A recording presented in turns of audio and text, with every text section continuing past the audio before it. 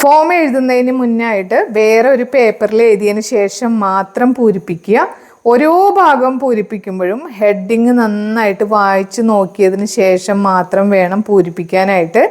അപ്പോൾ ഈ ബന്ധം എന്നുള്ളിടത്ത് എന്തെഴുതും എന്നുള്ളത് എല്ലാവരുടെയും സംശയമാണ് അല്ലേ? അപ്പോൾ അത് എവിടെ നിന്ന് കിട്ടും, എവിടെ നിന്ന് എഴുതും എന്നൊക്കെ ഭയങ്കര സംശയമാണ്. അതെങ്ങനെയാണെന്ന് വെച്ചാൽ ഓൺലൈനായിട്ട് 2002 വോട്ടർ പട്ടിക ലഭിക്കും. അതിൽ സീരിയൽ നമ്പറും ക്രമ നമ്പറും എല്ലാം ഉണ്ടാവും.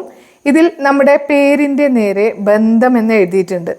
ബന്ധുവിൻ്റെ പേര് അത് കഴിഞ്ഞ് എഴുതിയിട്ടുണ്ട്. അപ്പോൾ പി, മാ, ബ ഇതൊക്കെ കണ്ടല്ലോ അല്ലേ? അപ്പോൾ പി എന്ന് വെച്ചാൽ പിതാവ്, മാ എന്ന് വെച്ചാൽ മാതാവ്, ബ എന്ന് വെച്ചാൽ ഭർത്താവ് എന്നാണ്. അപ്പോൾ വ്യക്തമായിട്ട് തന്നെ നമ്മുടെ ബന്ധം എഴുതാൻ സാധിക്കും. കൂടാതെ പഴയ ID നമ്പറൊക്കെ ഇതിൽ എഴുതിയിട്ടുണ്ട്. ഫോം പൂരിപ്പിക്കാനായിട്ട് ഒട്ടും പേടിയുടെ ആവശ്യം വേണ്ട, പക്ഷേ നന്നായിട്ട് ശ്രദ്ധ ആവശ്യമാണ്.